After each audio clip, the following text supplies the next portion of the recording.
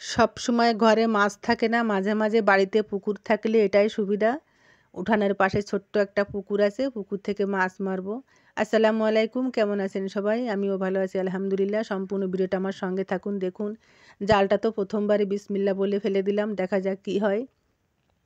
ঘরে সব সময় মাছ থাকে না, বাজার মাঝে মাঝে একটু কম থাকে, আবার ছেলেমেয়েরা মাঝে মাঝে বায়না করে যে আম্মু আজকে মাছ ধরে দাও, মাছ ভাজি করে খাবো।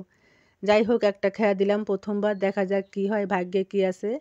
আমার সম্পূর্ণ ভিডিওটা আপনারা সঙ্গে থাকুন, লাইক কমেন্ট শেয়ার দিয়ে পাশে থাকুন। যারা ইউটিউব থেকে দেখছেন তারা অবশ্যই সাবস্ক্রাইব করবেন।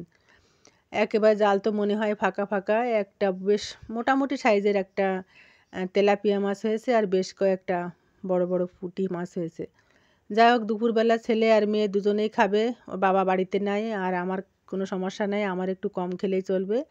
মাছটা ভাজি করব ছেলে মেয়েদের জন্য, আর সাথে আমার অনেক সহযোগী আছে, ছোট ছোট বাচ্চারা, দেবর ননদ, তারা সবাই মাছ মারার কথা বলতে না বলতেই আমার পাশে এসে হাজির সবাই। আর পুকুরে অনেক পানি, তাই এখন আসলে মাছ পাওয়াটা খুবই কঠিন, এখন অঠাই পানি। একটু পানি যখন কমবে তখন প্রত্যেকটা খেয়াতে প্রচুর মাছ বাঁধবে, আর পুকুরে মাশাআল্লাহ অনেক মাছ আছে।